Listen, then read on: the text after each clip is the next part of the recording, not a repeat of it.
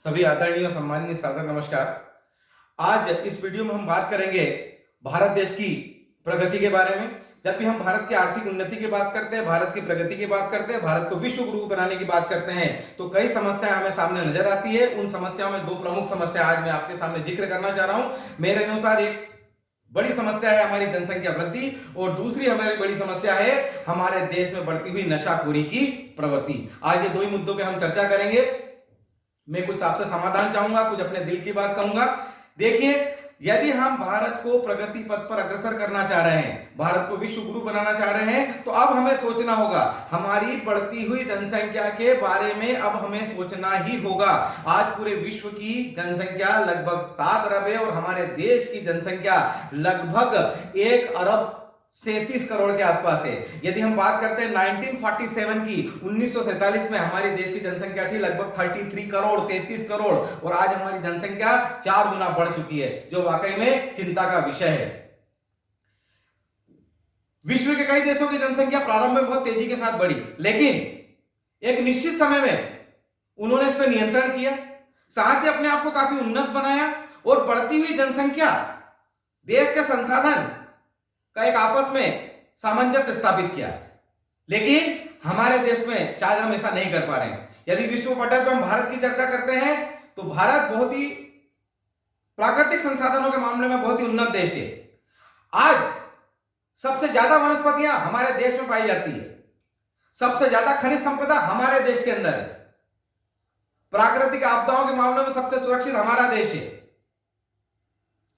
सबसे ज्यादा युवा शक्ति हमारे देश में है, सबसे ज्यादा ब्रिलियंसी लेवल हमारे देश के अंदर है। लेकिन उसके बाद कहीं ना कहीं हम पिछड़े हुए हैं।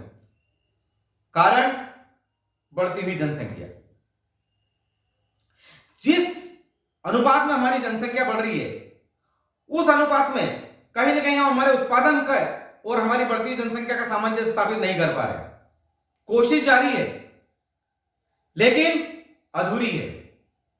प्रसिद्ध अर्थशास्त्री माल्थस ने भी कहा है कि जिस हिसाब से हमारी जनसंख्या बढ़ती चली जा रही है, उस जनसंख्या के अनुपात में उत्पादन बढ़ाना संभव नहीं है।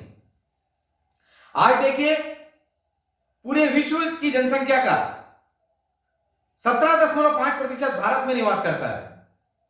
यदि मैं भूभाग की चर्चा करूं तो हमारे पास मात्र 2.5% भूभाग है। पेयजल की बात करूं तो पूरे विश्व का हमारे पास लगभग 4% पेयजल उपलब्ध है। तो कहां 17.5, कहां 2.5 और कहां 4%। कहीं ना कहीं ये बहुत ही चिंता का विषय है। विश्व के अंदर जितनी बीमारियां हैं, लगभग 20% बीमारियां, विश्व की 20% बीमारियां हमारे देश में, कहीं ना कहीं यह हमारी बढ़ती हुई जनसंख्या से ही जुड़ी हुई है। आज इस बढ़ती हुई जनसंख्या की वजह से हमारा प्राकृतिक संतुलन बिगड़ चुका है। प्राकृतिक असंतुलन से कई तरह की प्राकृतिक आपदाओं का हमें सामना करना पड़ रहा है। हम भूकंप की बात करें, सुनामी की बात करें, सूखे की बात करें, अतिवृष्टि की बात करें, भूस्खलन की बात करें, हिमपात की बात करें या कोरोना जैसी महामारी की बात करें, आप माने या ना माने, कहीं न कहीं बढ़ती हुई जनसंख्या इसके लिए जवाबदार है। अशिक्षा, भूखमरी, बेरोजगारी, गरीबी, पलायन, इसके पीछे छुपी कहानी भी जनसंख्या वृद्धि से ही जुड़ी हुई है। आज जरूरत है इस जनसंख्या वृद्धि के बारे में सोचने का, आज जरूरत है इस पर नियंत्रण करने का, आज जरूरत है प्राकृतिक संसाधनों में और भारत की बढ़ती हुई जनसंख्या में एक सामंजस्य स्थापित करना। इस सामंजस्य के लिए हमें भी प्रयास करना है और हमारी सरकार को भी प्रयास करना है। सरकार कुछ ऐसी आर्थिक नीतियां बनाए जो कहीं ना कहीं जनसंख्या वृद्धि से जुड़ी हो।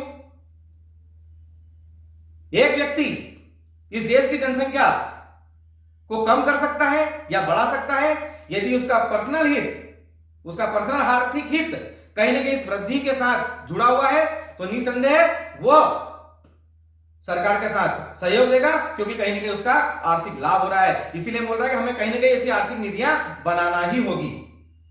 सार्थक प्रयास करना होंगे, जन जागृति को लाना होगा और बढ़ती हुई जनसंख्या वृद्धि को कहीं ना कहीं रोकना होगा। हमें अपने आप को सुखी और समृद्ध बनाना है, हमारे देश को सुखी और समृद्ध बनाना है, तो हमें जनसंख्या वृद्धि को रोकना ही होगा। कृपया एक बार अवश्य विचार करें। धन्यवाद।